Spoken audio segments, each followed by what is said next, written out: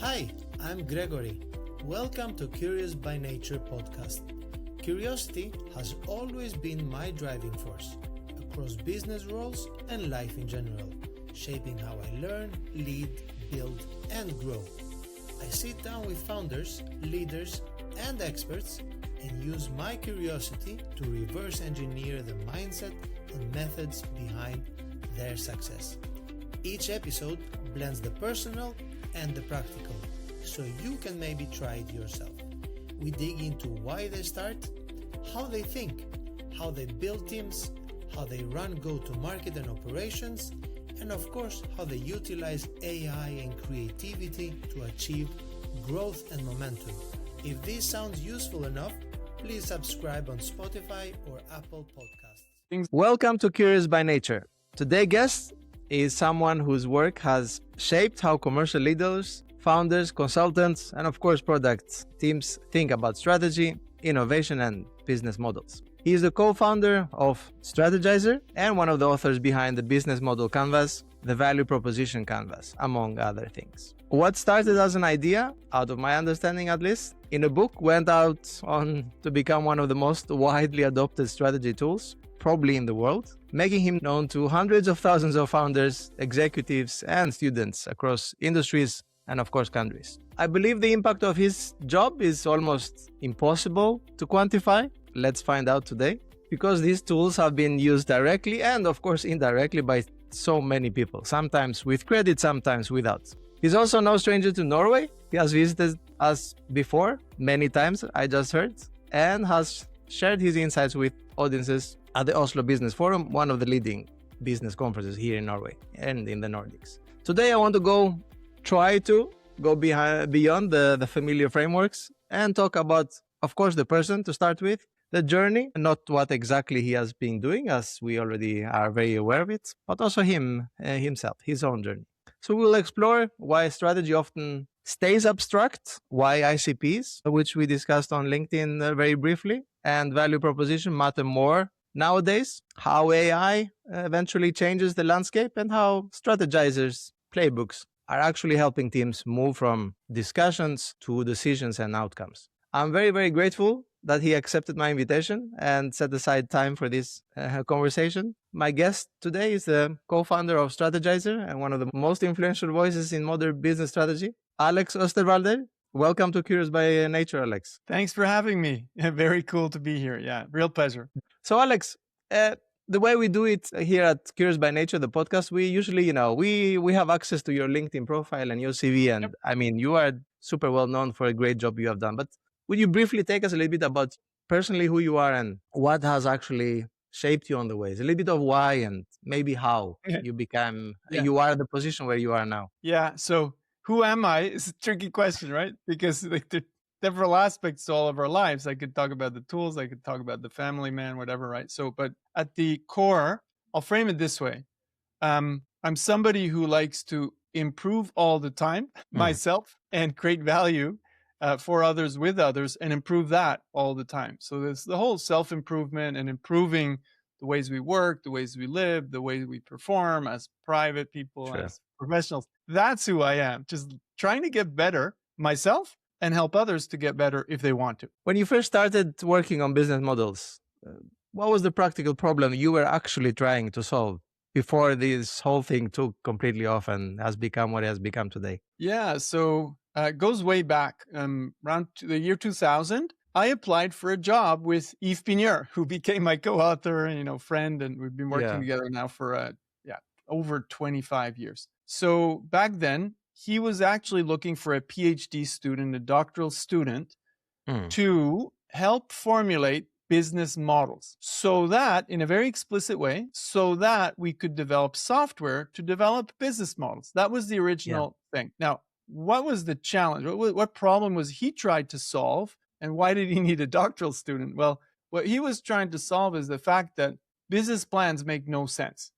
And, he was at the business school in information systems. He had people coming from all different schools, from technical to business school, presenting ideas, presenting a business plan. He said, business plans they don't really work, right? Because it's a fantasy and we're presenting numbers. And like, what if we could sketch out business models like an architect sketches out buildings, but not on paper, but with computer-aided design. And we could assist people to do that better and faster. Because business plans are static. They shouldn't be. Business modeling, sketching something out, throwing it away, testing it, that's the name of the game. So the challenge he was looking for is, how can we design business models, design businesses like architects design buildings? So that was the original intent in year 2000. And then in year 2004, I published the PhD. Yves was my PhD supervisor. And then after that, we, put it out there during the PhD. Even people were downloading our stuff. And I didn't know that you write a PhD and people read it. I thought it was just to get the title. Turns out people read it. It was called The Business Model Ontology. So there is a doctoral dissertation on the origins, where this all comes from if we take the business model aspect. That's how it all started. When was it that you actually realized that, your work could become much more than just an academic paper or idea or a visual tool? When did it completely take off? Yeah, so I started a blog and wrote about the topics. And my idea back then, blogs were a thing.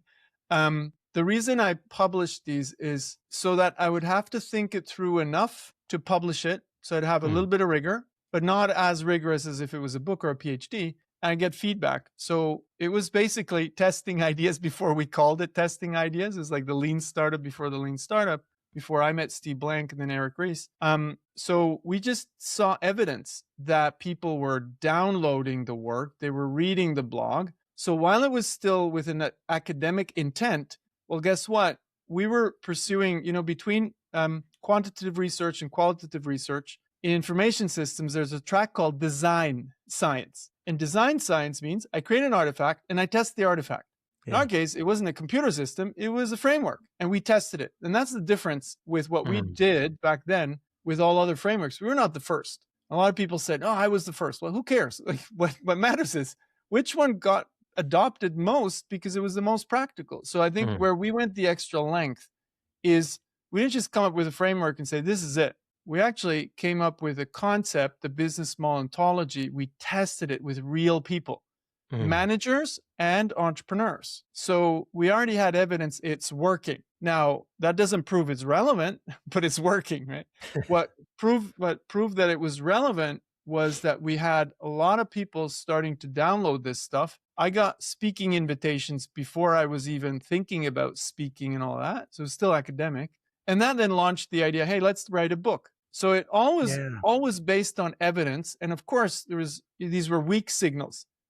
And we didn't specifically test for adoption. We tested for, does it work, right? For value. So that's kind of how the whole thing started. So it wasn't, a stroke of genius. It was constant iteration and adaptation. And that's what. And it comes back to what I said, who I am. Like, I'm just really good at testing and iterating and not being happy until it actually works. Yeah. So we never put, and it's like product design. Coming up with the concept, it's like product design. It's UX and a UI, you have to test and iterate until it works. And if people don't care, well, your thing isn't working, you should kill it. And I can tell you, there are a couple of things we thought were great and we had to kill them because nobody cared. So that's really deep in the way we work. And when I say we, it's first with Yves and then with Strategyzer. We're very, very iterative and we're always informed by real problems in the real world. And then we make them practical so that people can apply them. That's kind of how our playbooks emerged. It kind of made sense for many, and adoption took off. Fast forwards, after seeing thousands of people, I mean, probably millions as well, using Canvas and the frameworks. Yeah. Have you ever been able to measure about how many people or organization probably has used your tools? It's impossible to measure. So what we can see is there's millions of downloads of the business model canvas, the value proposition canvas on our website. So literally millions. And then what we can see is when we go into an organization, there's always pockets of usage of these tools. Sometimes broad, large scale, sometimes not. But it's impossible to understand. What we can measure is like books sold, downloaded templates, but videos watched. But that's not it, right? So there's so many people who share this, who steal this. It's a good, it's a sign of, like, it's a compliment when people steal your stuff and they put their own name under it. You think, okay, well, good luck for that. But it's good. In your case, I've seen your work from very well-known consultants and so on, in any kind of level, sort of. Everybody knows where it comes from. So that's a good, actually, that's a good position to be on, even though it has been used by anyone. People don't always know, so they don't always know, but that's okay, right? So what people do is they cut out the Strategyzer logo, they cut out the URL. So we always wanted people to share, and we're not preventing anybody from using it. The only thing we ask for is, please keep the logo and the URL, because we're giving a lot away. And people underestimate. So developing good tools. So when I look back at this, I realized, hey, we actually launched 2 trends. I didn't realize it, but we launched 2 trends. One is landscape books, okay, up here. Yeah. This was not a thing. 4-color visual landscape books was not a big thing, in particular not in business, maybe in children's books. We launched that trend. Now you have like hundreds and hundreds of business books that look exactly like this from the outside, but I'd be very critical. Like, I think we have a way of doing things. But now the other trend we launched is canvases.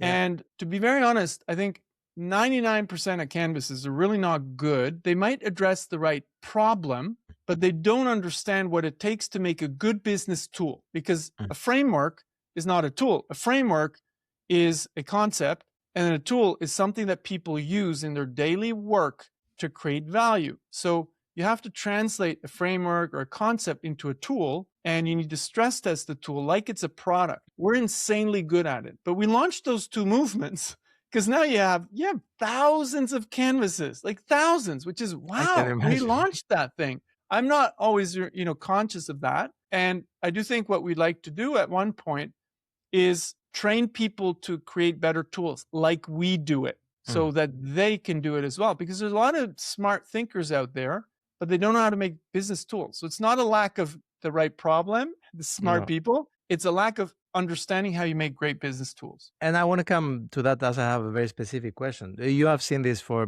thousands of times, and people are using the canvases and so on. Where do you most often see, the strategy laid on a canvas or on a framework actually break between the workshop that they might have internally or you have been involved in to the actual execution of it? Where does it usually break? It breaks everywhere.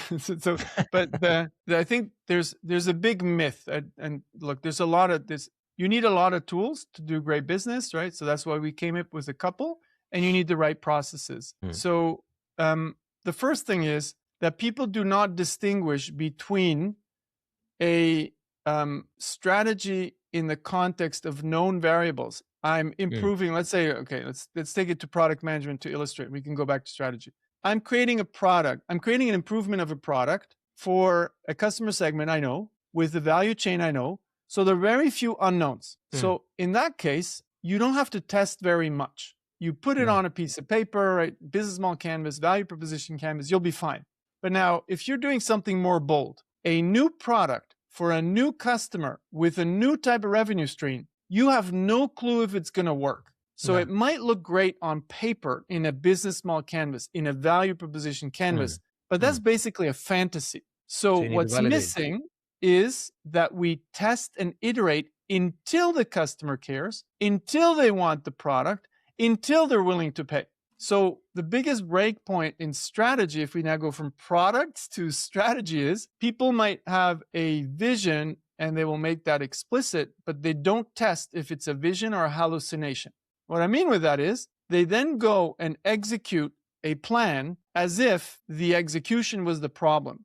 But the problem is generally around a good strategy is you don't know if it's going to work. So the first thing you need to ask is, here's my strategy. What are the big unknowns? What are the biggest assumptions, hypotheses that I need to test for this strategy to be true?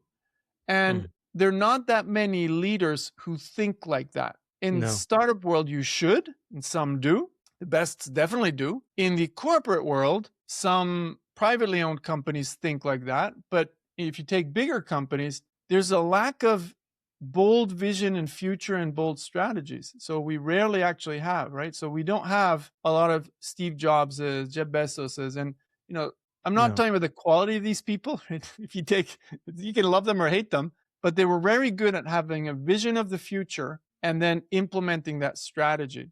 But what they do is constantly adapt, constantly try. So Amazon is an experiment machine. They've done tons of stuff that hasn't worked, but that's how they actually came up with strategies that work. Would you say that those frameworks may create this false confidence, kind of like if teams fill them out, but they actually really test them in real life and do not go through the iteration process, that the assumption ends up in just being the workshop itself and nothing more, right? Exactly. So what you could say is, people even confuse the word. Sometimes they say business plan instead of business small canvas, right? So the business plan canvas. But so if you just use a business small canvas to replace the business plan, so it's shorter, that's great, but it's just a shorter version, right? So what you still need to do is you actually need to think differently. You map it out on a business small canvas, and then you ask, what needs to be true for this business model to work? So I'll have people, and this is more like in the startup world. I work a lot with CEOs of very large companies, well-known brand names, but I also work with startup entrepreneurs. So I get the whole range, and with teams within large companies. So they'll come to me and say, hey, Alex, what do you think of this canvas? And I say, well, I don't know. I'm not in pharma. I'm not in deep tech. And I don't know. And you know what? Nobody knows. You only have one group of people who knows if this is a good idea or a bad idea. Yeah. This is your customers. So what you really need to do is show me the evidence, and I'll tell you if it's a good idea. So we're still too much in a world where we think there's smart people who can pick ideas. But that's not true. And I'll give you the evidence of that. So think of venture capitalists. Venture capitalists give money to bold new ideas. Well, guess what? Venture capitalists are not a humble breed. But listen, they admit that they can't pick the winners. So some of the biggest, most confident people, they say, I can't pick the winner. So what do? They invest in a portfolio of projects because they know 1 out of 10 is going to work. And if we're early stage, it's actually 1 out of 100. And if you look at the data from early stage venture capital, it's 1 out of 250 that will give you a 50x return on capital. And I'm not even talking revenues. I'm just talking valuation. So think of it, 1 out of 250. So the smartest people on the planet when it comes to ideas, venture capitalists, they say we can't pick the right idea. We actually have to take projects, and they evaluate more and more, the evidence, not the idea. So we overvalue the idea or the strategy or the vision.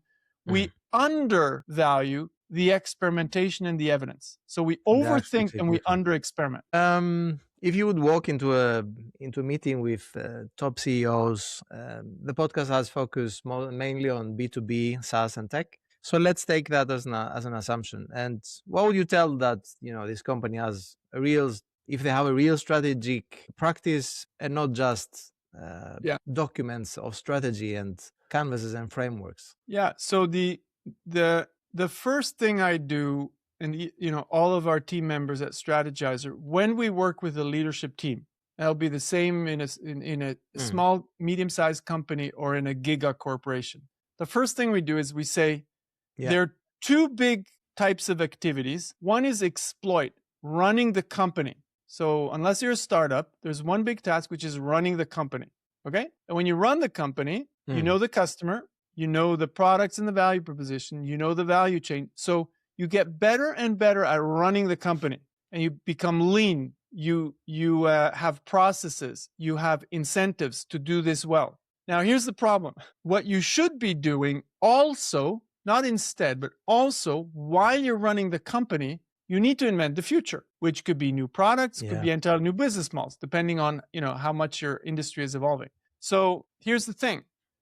Exploring new ideas, inventing the future is fundamentally different than running the company. So remember I said, when you run a company, you know the customers, you know the products, you know the revenue streams. When you invent the future, you might go to a customer you don't know, value propositions, you don't even know how to do them yet. You don't know if customers care. revenue streams. You don't know if they want to pay. They want to pay subscription instead of, buying something. So nothing is known. And when nothing is known, it's not about asking, is this the right idea? The question is, do I have evidence that we're on the right track? And when I have new ideas, I might have to kill things. So the biggest thing we tell leadership teams, and this resonates a lot, is there's a world called exploit.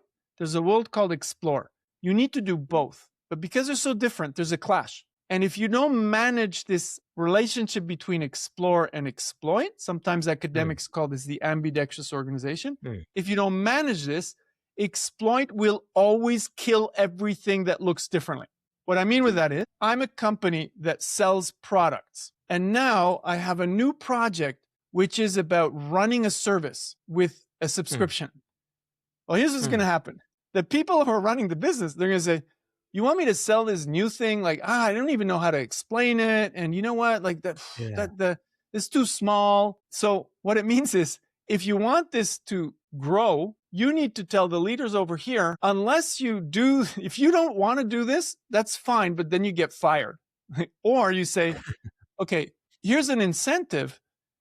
Next year, 100% of your bonus depends on how much you make this new business model grow. So what I mean with that is, if you do not deliberately protect the new stuff, the existing stuff will always win, because people have to make the product and loss. They have, deliverables. There's a client who's, who wants something get done.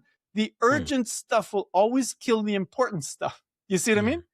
So you have to manage that. And this is the biggest thing that I see in every company of every size. The exploit kills the explore, unless you have a system to do that. And that's what we like to help companies do, is build that system, which is not hard, but it takes a dedicated leadership team. It needs to be put into practice. I have a follow-up question on that one, because it's very interesting, especially for startups turning into scale-ups at some point. Yes. Where is the turning point in the company's life cycle, if I may call it like that they should start doing both exploit and explore? So it very much depends on the type of industry you're in. So the generalization I would make is, it's getting shorter and shorter. So let me put it this way.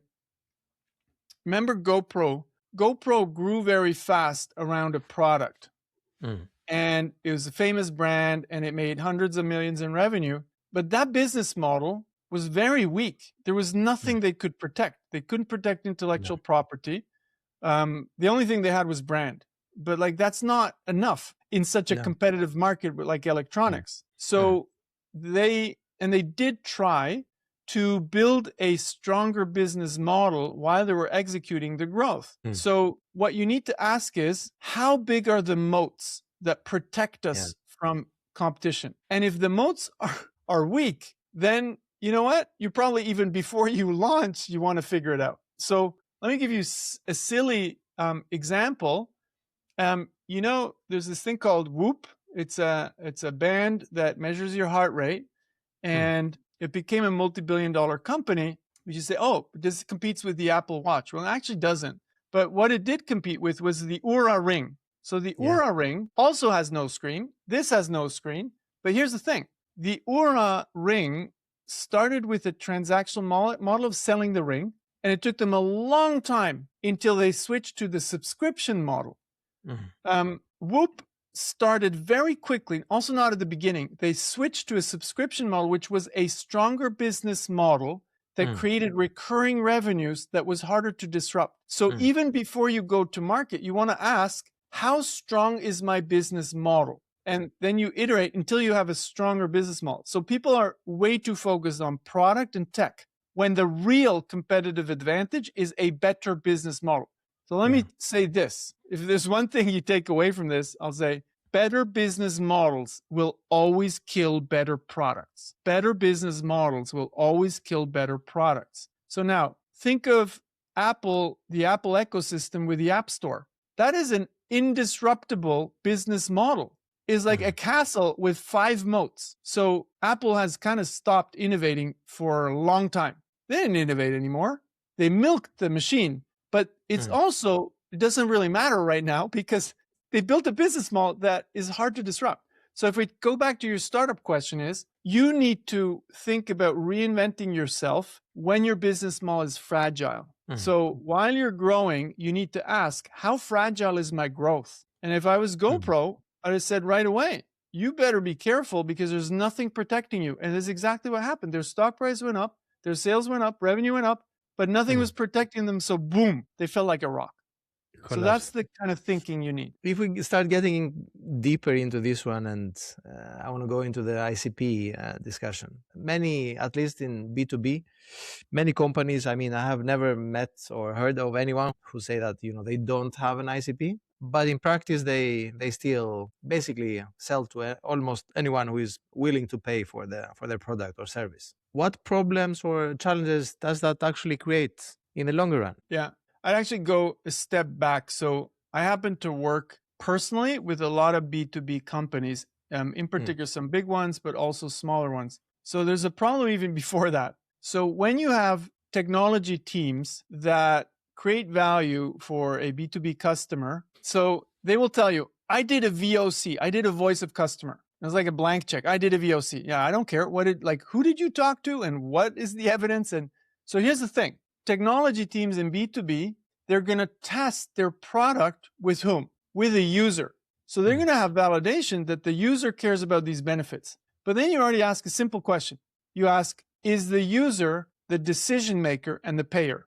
They say, oh, no. Okay, so you're testing and validating with somebody who has no say over the purchasing decision. So the first thing in B2B that we need to fix is, are you testing your product, services, and value propositions with the right stakeholders, which are not always the user in B2B, actually rarely. It could be the persona of the decision maker in a company. It could be the CEO. It could be the plant manager, or it could be the channel partner. So sometimes in B2B, let's say just take solar.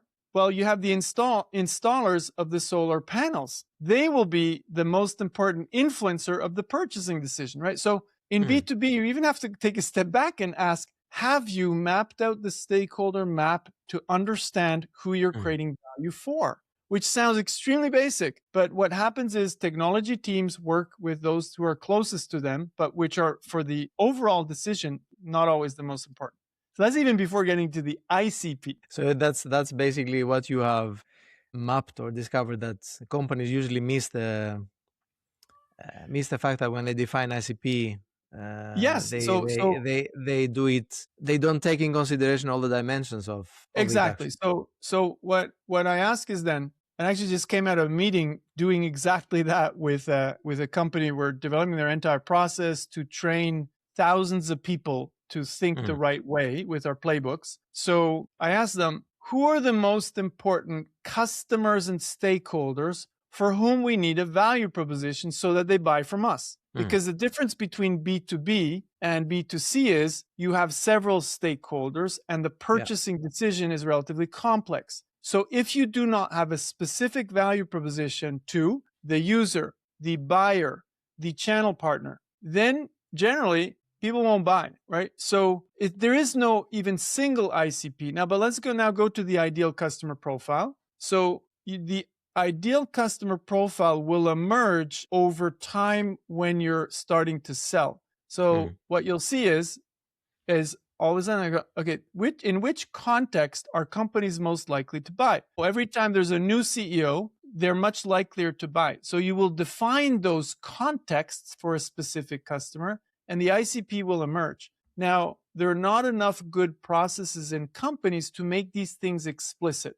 So we define an ICP, but it's kind of random still, and it's not evidence-based. So I'm really passionate about getting people to show the evidence that this is the right customer segment, but in a simple way, because otherwise it's more work, and we need to help people do better work. So basically in a B2B, in a complex B2B sales, how should companies basically think about the buying committee plus the user that you are actually addressing? Because it's both, right? And those processes are super long and very often it's not very always complex. both. But I actually push back. So sometimes it's not both, right? So we have a simple exercise. It's very different from one context to another. So we do a simple exercise in our playbooks. We say, okay, first exercise, map out all of the customers, users, and stakeholders. So people will just name, they'll say, there is the user, there's the plant manager, there is the CEO, there is the channel partner. So they'll map them out.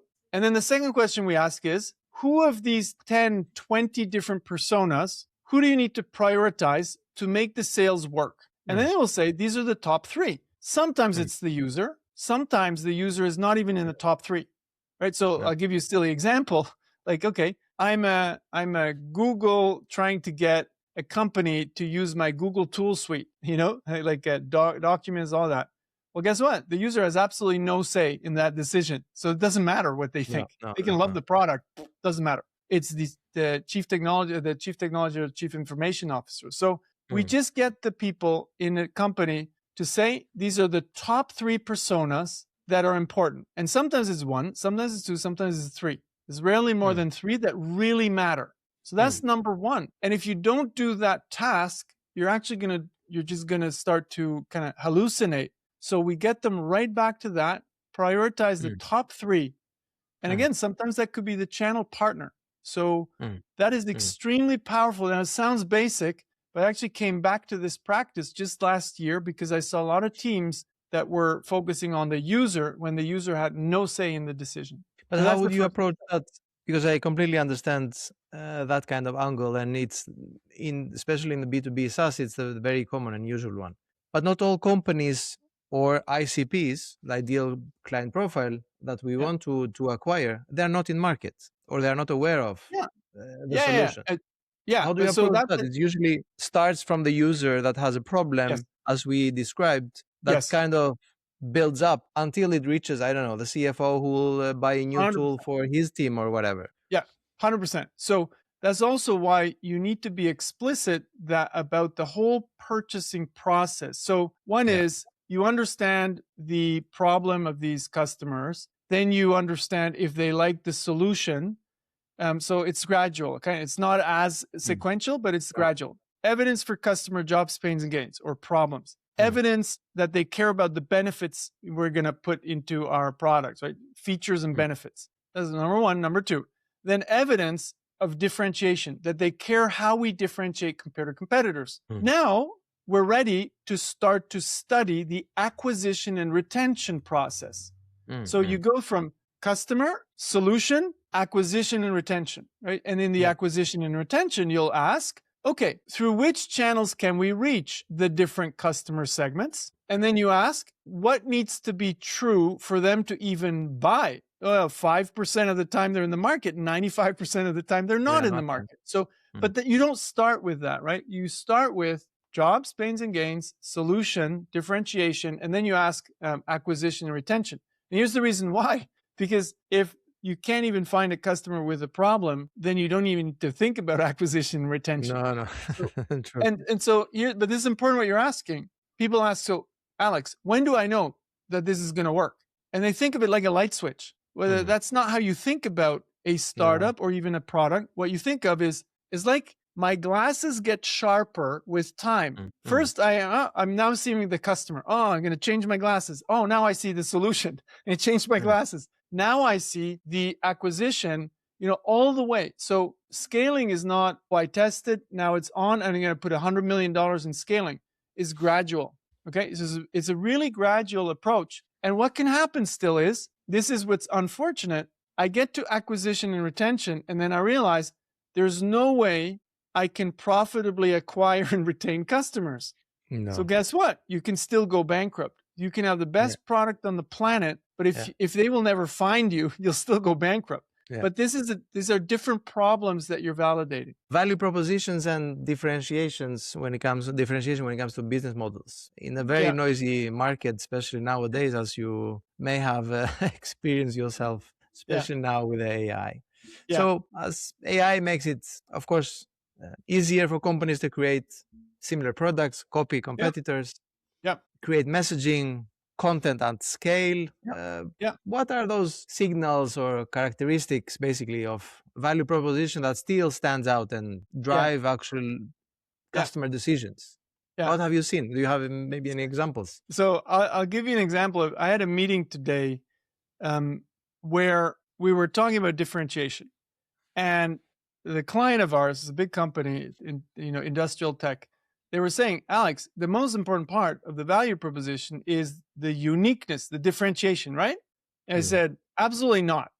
And they said, what? Why are you saying that? So I said, look, your customers, they don't care if you're different. What they care about is that you create value for them. That's all they really care about. Now, so first and foremost, the question is, are you creating value? Differentiation doesn't matter at that point. Now, if the customer says, yep, they're creating value, then comes the question from the customer, okay, but I have this alternative over here that's actually cheaper. So now tell me, well, why are you more expensive? And then you need to explain, why are you different and why are you better? But first and foremost, is just, are you creating value? So the companies care about differentiation because they care about competition. Your customers just cares about what they need to get done. So the whole, and I'll tell you, this is like, it's almost like turning the world upside down. Everybody in companies is focused on differentiation when the customers don't actually care about differentiation. So what happens is we look at everybody else, instead of asking first, customer, are we creating value for you? And then, okay, how can we get you to buy from me rather than from them? That's the secondary question. So that's why it's called value proposition and not differentiation proposition, because first and foremost, we need to create value. But this is a serious problem. So differentiation matters only when you can show that you're creating value. And now once we can differentiate, I need to actually show evidence that matters to customers, because often we'll say, well, I'm faster than my competition. Okay, so what? Because I don't care about speed. You know what I mean? So companies will be very good at emphasizing differentiation, but they won't be able to show you, does that matter to customers? I would like to bring this back to software. Which type of software or tech business models do you think are more resilient nowadays in the AI era and AI shaped market? And which ones are more exposed than they actually appear? Yeah, I think today, because we can create products so quickly, everybody's is at risk, and everybody's also confused. So let's go back to the startup world. So Steve Blank, who invented the whole lean startup methodology, Eric Ries was in his class and then came up with the book Lean Startup, but Steve Blank invented it with customer development. He just published a blog post around his class called Lean Launchpad. And in the Lean Launchpad class, teams at Stanford need to test and iterate their ideas. They need to learn from customers. And so everything today is AI powered. It's AI based products. They build software with AI, but they also use AI to test ideas. But here's the thing. Here's what Steve wrote in his blog post, because we had a conversation about this at the beginning of his class. At the end, he writes, well, the problem is now that people get so good at building stuff that looks good. So you can very quickly get to a polished software, great design, great UI, because AI does a lot of that for you. But here's what happens. Because it looks so good, they think they have product market fit. But now the only indicator of product market fit is you have a shit ton of people starting to use your product. So because they can build beautiful things so fast, they actually neglect the learning of the problem they're addressing. So they're over focused on building, and they're under, focused on experimenting until they really nail the job. So my preference is, and there's an AI team. So let's take an example from the AI world, Fireflies. So fireflies.ai is a note-taking tool, okay, for meetings. It's an AI-based tool. And the founders, at the very beginning, they didn't code a solution. What they did is they said, for $100, you can get our AI to record, to summarize your meetings and send you the summary, okay? But here's what they did. They didn't code. They actually logged into the meetings. They didn't turn on the camera. They didn't say a word. They just silently took notes as if they were an AI tool. Think of it. So they used all of what they learned by doing this, sending back the report, talking to customers as if it was real AI, and only then did they build. So the problem today is companies build a lot of stuff, which means the market is flooded with a lot of AI. And the problem is, I think there are very few of these companies really tested, are they solving the right problem? Are customers willing to pay? They immediately go and build. And then they'll say, yeah, but we need to build to test. That's not true. Building to test is like you're running up a hill and then you notice, oh, there's a cliff there. So what would be more efficient and effective is try to understand the landscape so that you can run really fast up the right hill. So building fast is great. But now back to overall the software world, are we going to see companies, everybody building their own software? It's hard to predict. So nobody knows which types of software are going to survive, which types of software companies are going to go away. I do still think that we'll see a disruption happening at large scale. But I don't believe, to be very honest, today, at least in the next, let's say, 3 years, I don't believe every company is going to build their own software because you can build it faster with AI. Because what we're going to see, that's very sure, if you're a small tool that solves a small job, you're dead because everybody can do that better with AI. You just sign up to Lovable or Cursor and you build a thing. So for very specific small tools, people will start to build it themselves. Anybody who has a little bit of, drive can do that. But for bigger, more complex software, I doubt that an ERP that needs to, really kind of hold up to a lot of things, companies are going to build all of these on their own. It will happen for one or two big pieces of software where they say, I need to build this myself. But that's not going to happen for all, enterprise resource planning and so. So I think companies need to do, and we actually have a nice framework for that. Companies need to do a AI disruption risk assessment. I haven't done this with a software company, so happy to do it with a software company, but we have done it with a big beauty company. So the AI disruption of your business model is not something that a lot of companies have looked at seriously today. So I think there is something there. No. But what is very clear, the small softwares, they're dead. Yeah, I think everybody agrees on that part, and there is a discussion and a dialogue going on about not exactly if you are going to build a new CRM and you will not need, let's say, HubSpot. Of course you will, but the dependency on HubSpot or CRM or ERP systems, as you were saying, it will be much less. So there is a pressure on the valuation of those companies, and this is how kind of the discussion is shifting towards. And this is why it has become so very important how you build actually moat that you talked about earlier in this process, and owning the workflow or process. I mean, you cannot just build an ERP. It's the data behind there throughout so many years and patterns into the supply chain that is it's hidden in a way. It's not just the software around the data that is the value, right? But think of it differently. So what might happen, what we might see kind of come up is the equivalent of the App Store or Google Play Store. So what could happen is that people will build their own software, but more like apps on top of a robust system. So that's why also, companies like Salesforce are trying to build the ecosystem to build on top. So I think that is a more likely model that quite a lot of software companies might probably die because there will be one ecosystem orchestrator or two. That's the problem with ecosystems like that. Why are there two operating systems for mobile phones today? It's very simple because it's a multi-sided market problem. Like today, you could build the best phone on the planet with the best operating system. Nobody's going to use it because there's no apps, right? So I think we might see that emerge, the ecosystem where people build their own software, but they need that layer to build on top if they really want to tap into what you just said. So maybe HubSpot and Salesforce will be that ecosystem, maybe not. So I think that's where I'd say there's going to be a business model competition. Which business models will survive? Yeah.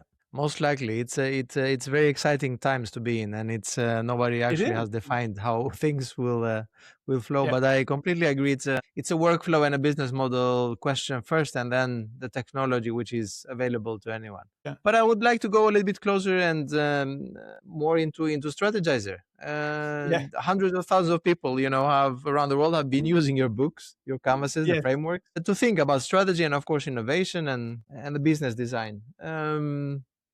Strategyzer has since evolved since those times. Where are you at the moment, and what did you learn from seeing all these organizations use your first let's call it first generation of frameworks? Yeah, so absolutely.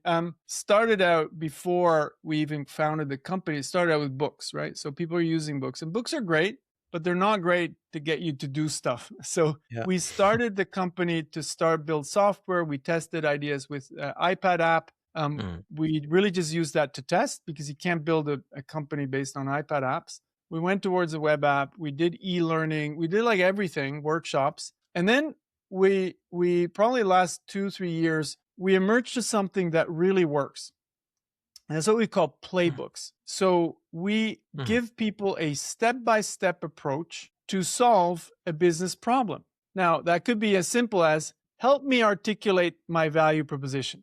Okay, super simple. And then we will tell you there's step 1, 2, 3, 4, and we will show you how to do it with videos. But it's not just a learning management system. We're actually going to get you to do it right away. So I'll say, okay, step 1, map out, or let's go back to what we said before.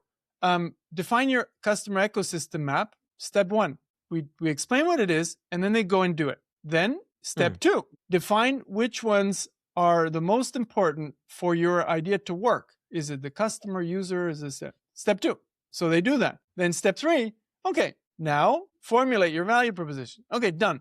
But then there's maybe a playbook to actually test and iterate your value proposition. So what we evolved towards is playbooks for universal business challenges. So map out your business model, test your business model, map out your value proposition, test your value proposition, align your team, run a workshop. So we learned that by running these playbooks in corporations, very big corporations. We made custom playbooks for them, like a value. Right now, I'm working personally on a value proposition methodology for a large company.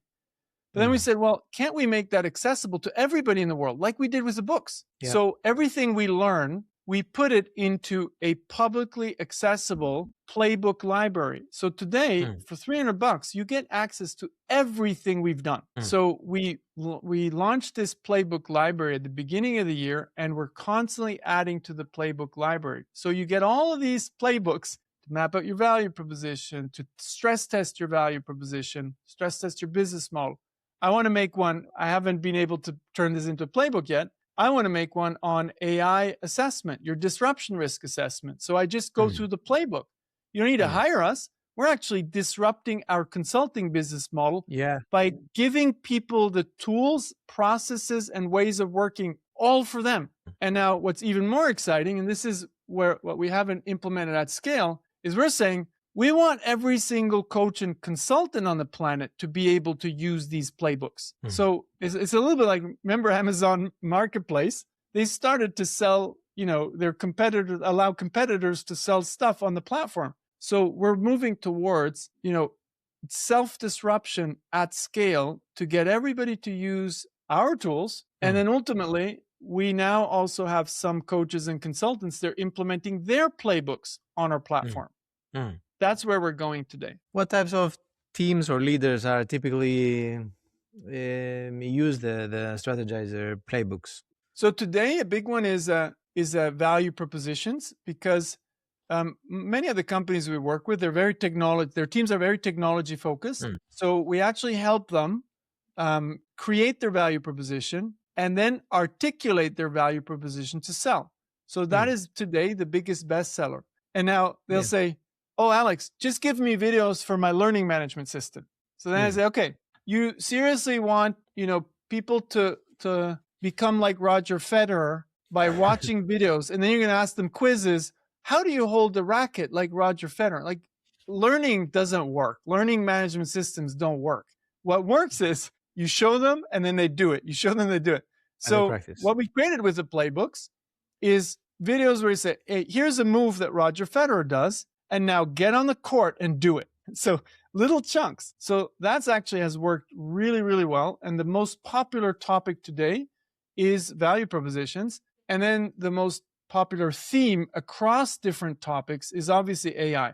So when we say, hey, here's a playbook to articulate your value proposition, articulate and test your value proposition with AI, that's very popular. Or we're launching a masterclass in the fall by one of our coaches, Jonas Moss, which is how do I test my ideas faster with AI? So you use AI tools to validate your ideas like 100 times faster sometimes. So those are the most popular things. Yeah. But who are those playbooks for? I mean, your ICP in this case. And what does a good playbook do to the We have normal workshop? And I'm also interested in the functions in a company or organization that is actually using it. Is it product? Is it marketing? Is it I'll take it bottom up, C-level? right? Who are using those? It's a mix, but I'll tell you bottom up. Yeah. So we have, I'll say 4 customer segments we're focusing on today. And then ICP is narrowing down within those segments. So the first one is enterprise customers, large enterprises who want to bring their teams to work in a certain way at scale. And that could be the chief technology officer. That could be the chief marketing officer. Those are the C-suite. So that's one of our biggest segments, and those are key accounts. And generally in that case, when that is the customer, we design custom playbooks for them, and then we roll them out on the Strategyzer platform. Then we have, let's go to self-serve.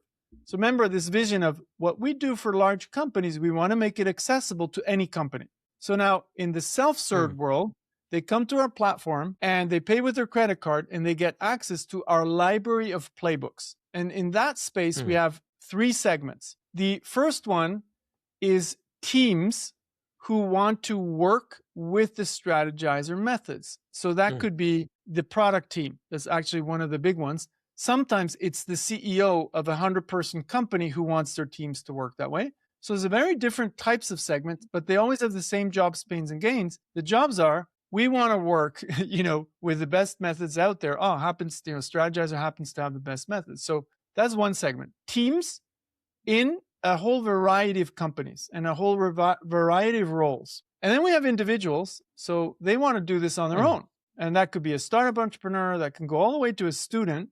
They do that on their own. And then we have the third customer segment, the independent coaches and consultants who want to bring our tools into their clients. So now, what's the value proposition to them? They can say, hey, we're using, best-in-class tools and processes from Strategyzer, but you can't afford Strategyzer because they work with the big companies. I can coach you through the Strategyzer playbooks. So that is the fourth segment, if you want. So one big segment, the enterprise customers, and then 3 self-serve segments. And self-serve basically means they buy with a credit card and they get started right away on their own. Yeah, and then start practicing. I would like to make it a little bit more practical and specific, Alex. Imagine a private equity company, Nordic or maybe VC-backed B2B SaaS company in the Nordics. The product is historically strong, but the growth has slowed. I mean, this is a very realistic scenario nowadays. Sales cycles have become longer. Pipeline quality is probably uneven. The ICP is sharp enough. The value proposition sounds kind of similar as to their competitors. Leadership is asking, of course, how can we use AI? Because this is a trend, this is a bubble, everybody talks about it. How can we use or utilize AI and how will it affect the product? And of course, the valuation story behind it. Investors, on the other hand, of this company, of course, they want more efficient growth. But the organization kind of doesn't know what to change first and how to attack this. So if you were advising this company that I have described, which is very realistic nowadays. For sure. What are the first 3 things that you would probably inspect or audit before recommending any kind of solution or direction? 100%. So the first thing I would recommend they do is a workshop to assess their AI disruption risk. So I'd get them to look at their business model and just assess the disruption risk. How much at risk are you with your current business model? And in the same process, I get them to look at the strengths and weaknesses of their business model to date. So those are 2 very close. In an afternoon with a leadership team, done. This is a very simple process, right? So it's very clear rules. But what you have then is a as-is assessment, and you don't need the consultant to tell you, you just need the process. So there's a playbook to assess your disruption risk. There's a playbook to assess the strengths of your business model. Done. So then you look at that and you say, okay, should we do something or not? Oh, risk looks pretty serious. Now you'll say, I already knew the risk is serious, but you didn't know exactly which parts were under, threat. So it's actually very good if you're already willing to do this. Go ahead. If you do the assessment first and the assessment of strengths and weaknesses of your business model, you'll know kind of how to get started. So that's the first one, half-a-day workshop. Second one, I'd say half-a-day workshop, is now start to ideate what are the things you could do based on the threats, based on your strengths and weaknesses. So, and I'd really make sure you don't just think about product innovations, because that's what most companies do. They'll just think new products. Yeah. The biggest opportunity is to understand, how could I come up with better business models? And some of them can be short-term, some of them longer-term. So typically we're developing a new playbook called Better Revenues. Revenues that are 20 times more valuable for your company valuation than just product innovation, where products you sell. So you brainstorm around that. Yeah. You pick a choice, which one are you going to go for? And then you test. So 2 half-day workshops, and then you're out of the building to start and test and iterate. That's super straightforward. It's very, very, it's not complicated. It's not hard. There are very clear playbooks to do that. So when you do that, I can guarantee you at the end, you'll have valuable stuff you could do. It's validated options you could invest in. Would there be anything you'd ask them stop doing? Oh yeah. So when you days or period while you are doing this? Yes. So depending on the size of the company. So here's the thing. You never explore just one idea. Okay. Because if you explore one idea, it's like playing roulette and putting on all your money on one number. So what you actually do is, if you're a small company, you're going to explore 3 ideas for 3 months, and you'll get your first evidence. After 3 months, you kill 2 of the projects and you invest in 1. So you narrow down. If you are a large company, you actually need to invest in 50 projects for 3 months, and after 3 months, you kill 25 at least. Better even if you kill 30 out of 50. And then after 3 months, the 20 projects continue for 6 months. After 6 months, you kill another, 50 to 70%. So you now go from, let's say, 20 to maybe 5 max. Okay. So that way, the best ideas will emerge. You don't pick them, you emerge. But what does this imply? Exactly what you said. You kill stuff all the time. So the best companies are really good at retiring projects. So I don't know if you know Bracken Darrell. He used to be the CEO of Logitech. So he explained how they reallocated 75% of the resources that was going into, computer peripherals like mice. They invested it into what he calls, from the trees, the computer peripherals, in plants and seeds. And plants and seeds were the emerging businesses. So he would reallocate 75% of the resources into PC gaming, which sounds like, oh, that's, the same thing. It's actually different, because PC gamers, they want a different mouth. It's actually a huge market. So what the best companies are really good at is constantly killing stuff that can't become big enough. And, like a lot of companies, everybody says, oh, we're way too busy. You know why they're too busy? Because they do too many things they shouldn't be doing. So the ability to say no and kill projects, small projects that will never grow, will never scale, companies don't kill those. You know why those survive? Because people play it safe. So if you say, hey, I want you to innovate, but you have to succeed. Well, guess what? I'm going to do something I know I can succeed, and that will be, by definition, so secure that it's going to be small. Now, think of Amazon Web Services. That was a crazy big bet. But so Amazon Web Services is one bet out of hundreds that Amazon killed. Okay. So the best companies are really good at killing stuff to invest only in the few things that are going to scale. And create this focus around the clients and the exactly. And that's how you kill. You don't kill based on your opinion. You kill based on lack of evidence. At the beginning, customer evidence. Second phase, solution evidence, willingness to pay. Third phase, acquisition and scale. And then, revenues. So is the revenue growing or not? And maybe you're making, if you're a large company, you're making $50 million in revenues. That's not enough. It's not going to move the needle. We're not growing at 100%. Kill it. And that's the expectation now with AI. I think we are in a bit of a bubble where people, they all measure growth compared to Cursor or Lovable. Those are the exceptions. Not every company can grow at that speed. Let's just be honest. But They are so there is a outliers. different growth expectation. They are outliers, and it shows more and more in this case. But those kind of because it's a transformational decision. I mean, doing this and having the pressure that everybody, all of your competitors are doing AI stuff. Yes. Some of them deeper than others. Where does that discussion starts at? Is it at the boardroom or is it at the C-level? And since the board It's the board. Yeah. is the So board, it's right? very simple. Yeah. And The here's why. investors. So the board hires the CEO. And what generally I break it in two. I always like simplistic models to just get a point across. There are two types of CEOs. There's managerial CEOs. They're world class at running a company. So Steve Ballmer was a managerial CEO. Then there's world class entrepreneurial CEOs. They're world class at having a vision of the future, painting that picture, and then marching towards it. Okay, so Jeff Bezos, but also people like Bracken Darrell, who were never entrepreneurs, they're entrepreneurial CEOs. So the board hires the CEO. So that's number one. So the board is hiring the CEO, and by the type of CEO they hire, that's the type of leadership team they're going to get. That's the type of company they're going to get. And entrepreneurial CEOs are also managerial CEOs, or they hire a great chief operating officer. They will never neglect running the business, but while they're running the business, or they have somebody running the business, they create the future. So the CEO is second. And then the CEO, and this is what Bracken Darrell did really well. Bracken Darrell hired entrepreneurs to run business units. So he made an acquisition of a small company and took the guy who was an entrepreneur and put him in charge of a big P&L.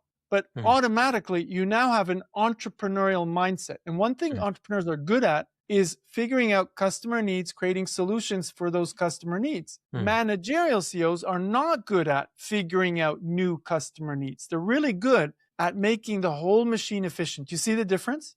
Around the business. Yeah.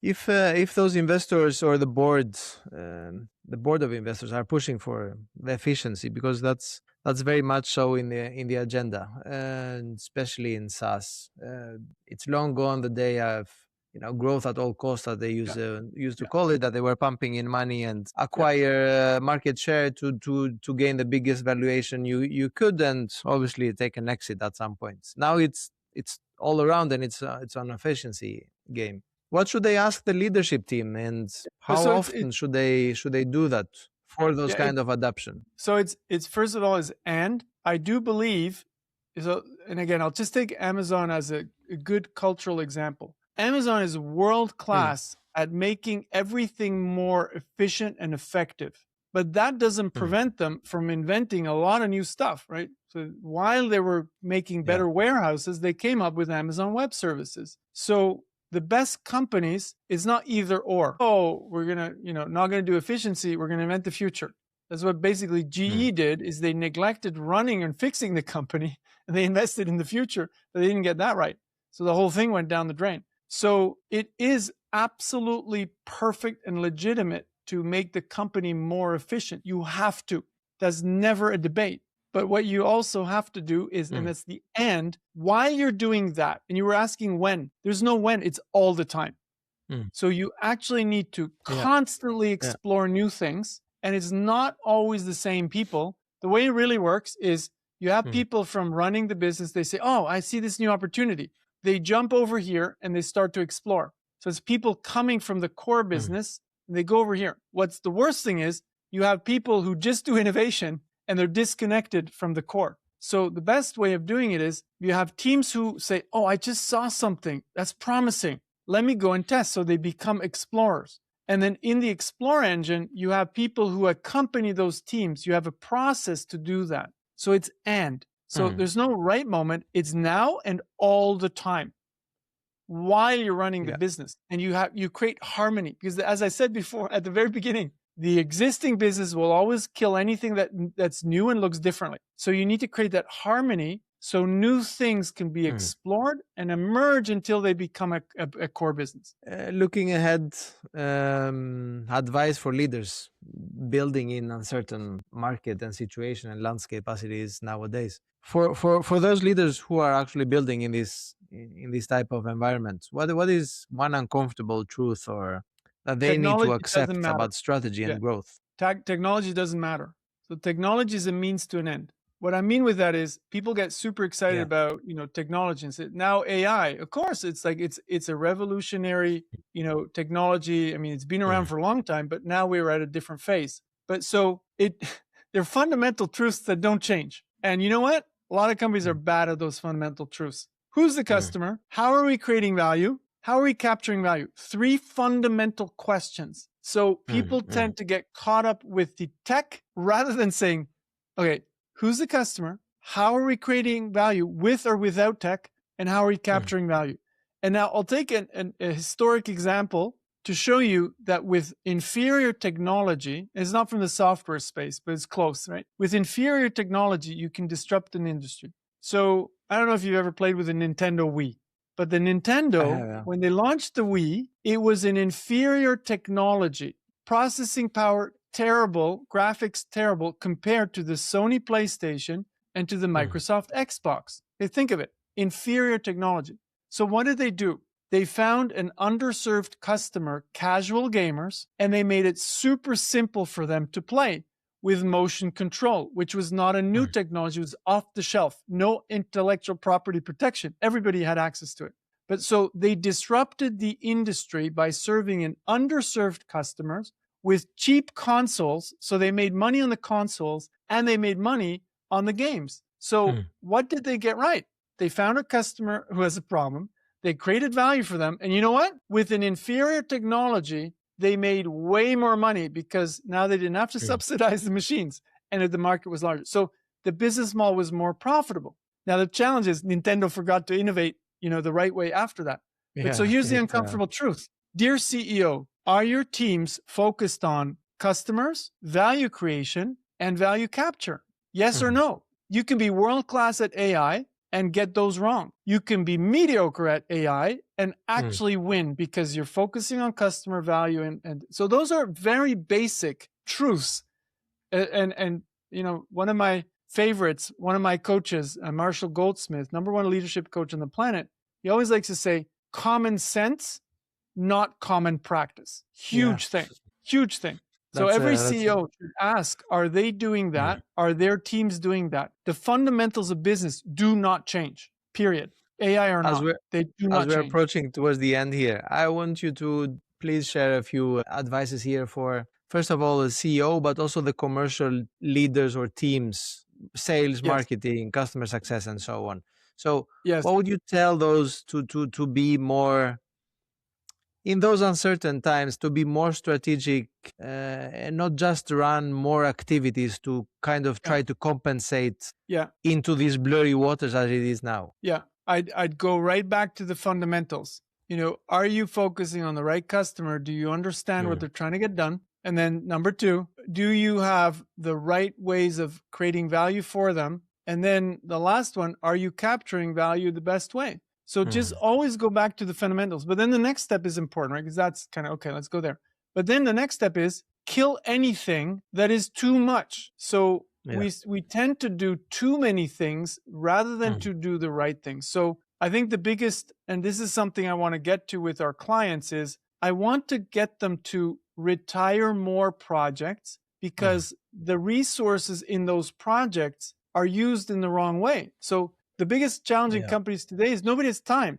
But you know why they don't have time?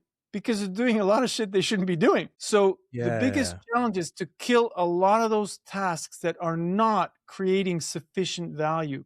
That is the biggest opportunity for across the company, from the top to the bottom, from the bottom to the top. But it does require an alignment between people who do in the field and people who kind of create the ecosystem as the leadership. So there's a lot of things. And I'm not talking efficiency. I'm talking about just killing the entire thing, The elimination methods, take away whatever is not, doesn't create any value. And it's just noise. Focus. Yes. A lot of noise. A lot of companies have a lot of noise. It is a lot of noise nowadays. Is there a way, this is the last question before I ask you probably the most important question of the entire session here, Alex. How should those leaders make sure that AI as a technology, as an operating system, as very many are actually calling it, strengthens this decision-making strategic or intentional approach rather than, replacing it directly. Yes. Because we have also seen some examples that, leaders leave everything on an AI to basically, direct the company's strategy or what to do next, basically. How can they use this operating system / technology to put them into a power position rather than weaken them?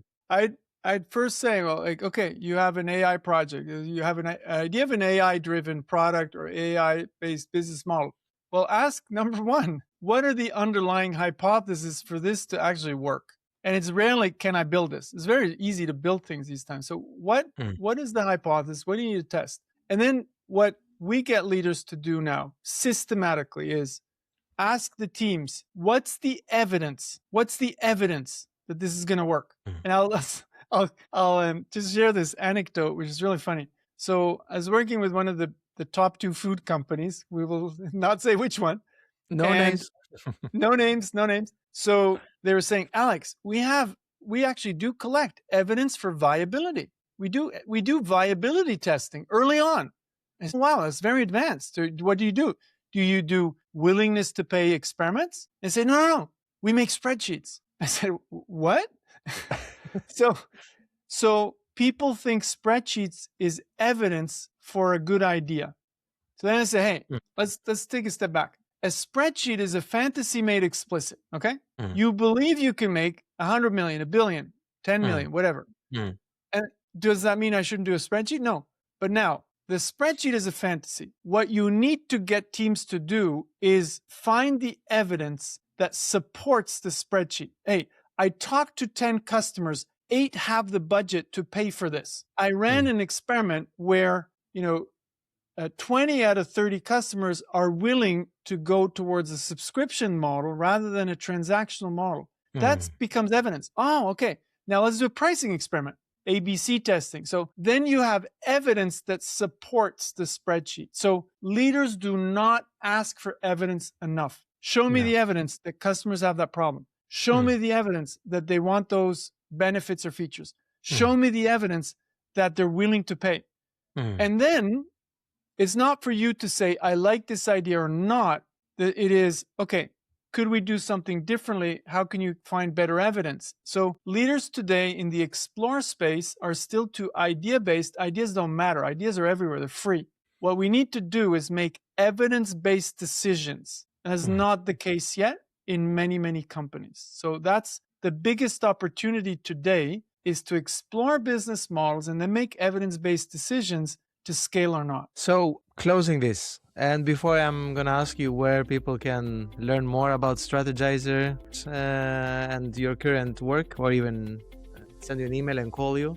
You have been in Norway for 20 years now. I mean 20 times, sorry. Maybe 20 years. Yeah. You love Norway. Invite me to go ski touring. Like I love ski touring. I've been to Norway, but I've never skied in Norway, right? But so people can go to Strategyzer.com. You can Google it. You can Google my name. You'll find the stuff we do. We actually have a lot of free stuff we give away. And with the playbooks, we really want to democratize the knowledge we acquire by working with some of the companies that are publicly known as like Honeywell or Nestle or big software companies. We try to make this accessible to any business person on the planet. Final question, because in one of your openings in the previous time you were in Norway, you were talking about chocolate. So, Swiss chocolate, no, is Norwegian chocolate, I'm not going to compare it exactly, but is Norwegian chocolate comparable to Swiss chocolate at all, or we can just leave that completely dead? Everything's comparable. Taste is personal. Okay. Thank you so much, Alex. I really, really appreciate your time and sharing your knowledge and experience through this podcast. And wish you all the best, and we'll stay in contact. Thank you so much. Thanks for having me. This was fun.